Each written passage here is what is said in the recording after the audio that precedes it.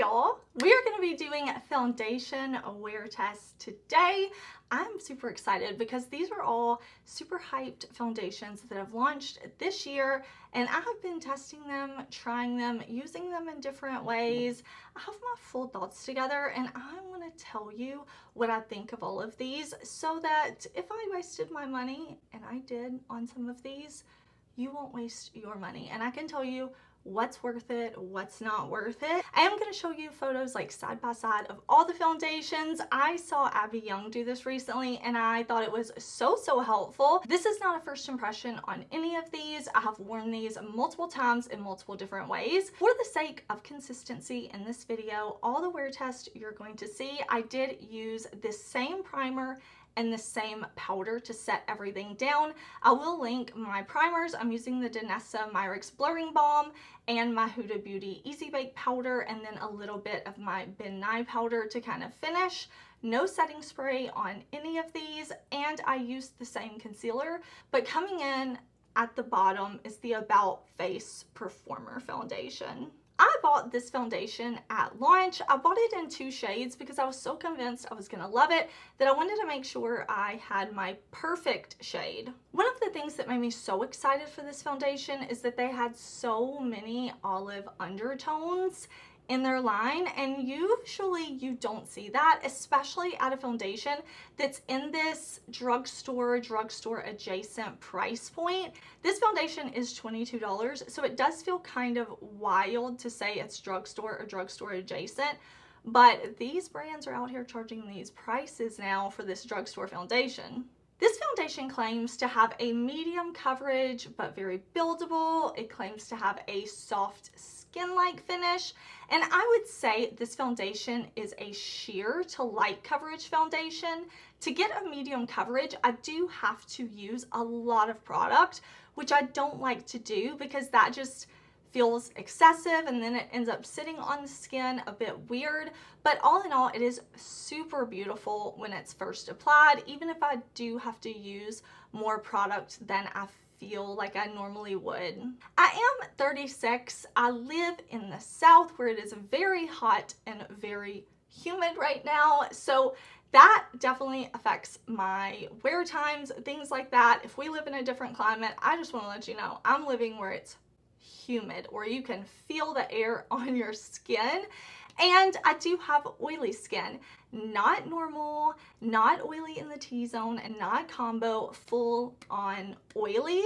So maybe some of the things I don't like will actually work for you if you have dry skin, you're living in a dry place.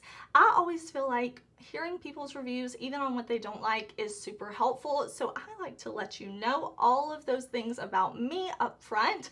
My foundation preference is a medium coverage foundation, so I really thought this would be perfect for me. This foundation is best applied with a brush. I didn't love it with a sponge. What I've noticed is this foundation will look beautiful when it's first applied, but it does not wear super well, and the longer I wear it, once I hit that 4-hour mark, I can start to feel it on my skin. So even when it doesn't look terrible, it feels heavy, and I don't like that. I'm somebody who wears a lot of makeup. I'm used to wearing a lot of makeup. So for me to have a foundation that I feel like is sitting on top of my skin and I can just feel that heaviness is not something I can deal with, honestly. I also feel that this foundation kind of irritates my skin. I've looked through the ingredients. I've checked to see if there's anything that could be irritating my skin, and I don't know what it is, but you will see coming up through the rankings, like my skin was looking great when I put on the About Face, but the next day when I'm wearing a different foundation, you can definitely see I had this breakout that's still here on my chin, right over here, and then I have some texture on my forehead. I think this foundation just, it did not agree with me. I love the shades, I love the price point, and I love drugstore makeup, y'all. I just did a video on drugstore makeup. Definitely check it out if you want to see like my most repurchased products. This foundation, it had so much potential, but it's just not it for me. If you have dry skin, maybe you would really like it, but it's not it for me. I have a ton of foundations, complexion products. I love testing and trying new things. I'm always looking at like what's new, what's coming out, is this better, is this worth it? So I was super excited to see a new foundation from Natasha Denona. She launched a powder foundation because I have her old being discontinued liquid foundation and I love that. So when I saw powder foundation from Natasha Denona, I'm like, forget it. Add to cart, don't even ask, take my money, I need it. The component on this, I just have to point out, is so nice and luxurious feeling. I like the way it looks, and I bought the shade Y10.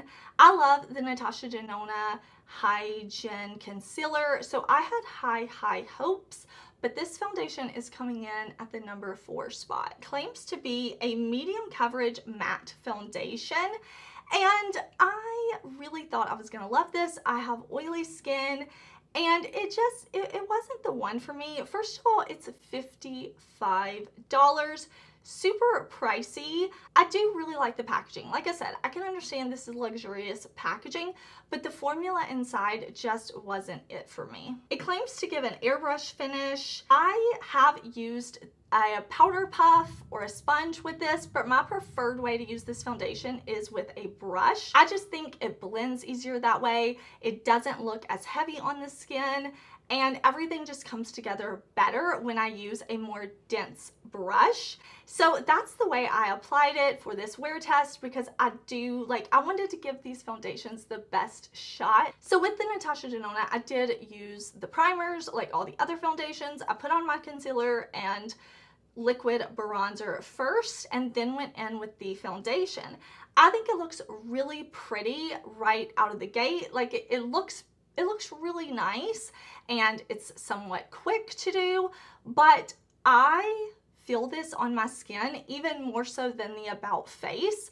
Once I got to the 4-hour mark, I had to touch up. Not only could I feel the foundation on my skin after a while, but I could feel the layer of oil on top of my skin as well. So if you have oily skin, I don't think this is gonna be it for you, because feeling the makeup and then just feeling that oil sitting on top, honestly, it felt gross. I was ready to wash my face at the end of the day. I was so ready. I definitely think that this foundation looked patchy too. If you see like on my cheeks, but just on certain parts of my face. Had it worn away evenly, I wouldn't be ranking this so low. That Natasha Denona foundation does come in quite a few shades, so I like that, but I just can't get it to work for me. And for $55, I feel that I should really love it.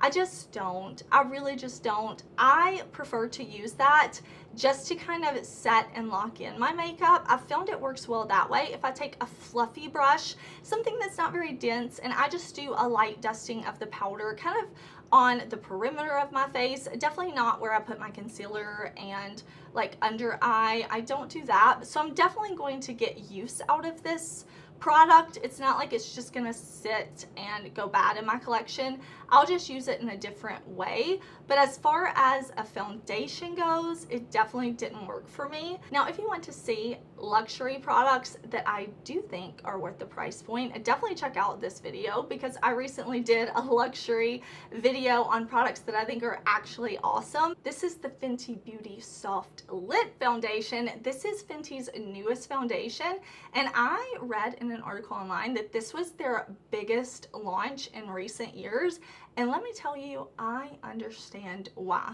The packaging is beautiful, luxurious. I think it feels sleek and nice, and it feels like it's worth that $40 price point. We know Fenty always has a great shade range, and they didn't disappoint with this either.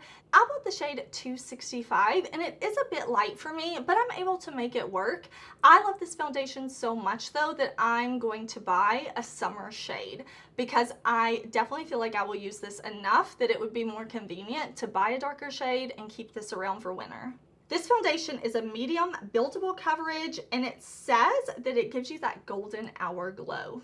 It is hydrating and glowy, but it's not glowy greasy, it's glowy Golden Hour Beautiful. They describe it as a notch above a natural finish, which I think really fits this foundation because it is a natural finish, but on the glowy side, whereas I have some other foundations that are a natural finish, but more on the matte side. For my oily skin, this wears beautifully. Yes, I do get oily at the end of the day, but I can definitely blot and touch up with powder. It stays looking great. It doesn't wear away unevenly or anything like that. Now, I try to give foundations a 10+ hour wear test because I understand if you're going to work or something like that, you're working 8 hours, plus your get ready time, plus your come home.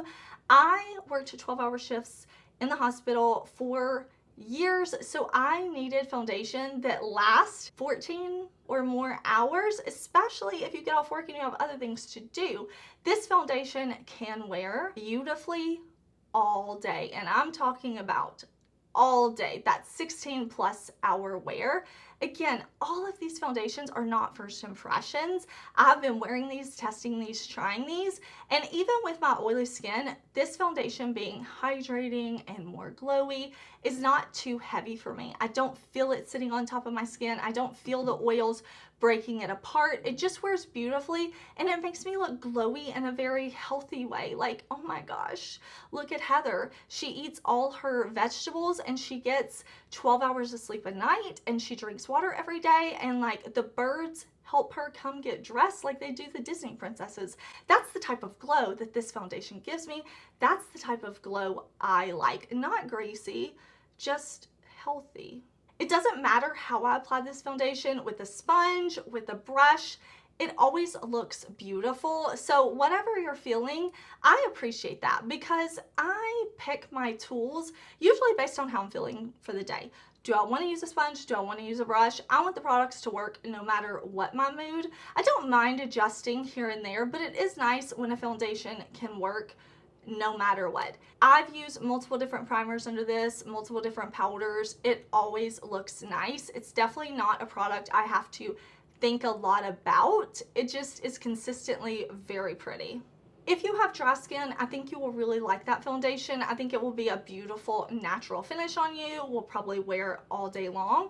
But if you have oily skin, don't let that hydrating, soft lit, luminous, don't let that scare you if you like a little bit of glow sometimes, because it's definitely a little radiant, but not overly so, and it's not gonna slip and slide around on your face. Now, I love their Eavesdrop. That skin tint, holy grail status for me. So I was super excited to have a new product from Fenty that I love too. These top two foundations could swap tomorrow. Number 2 could be my favorite. Number 1 could be number 2. The next day they could go back.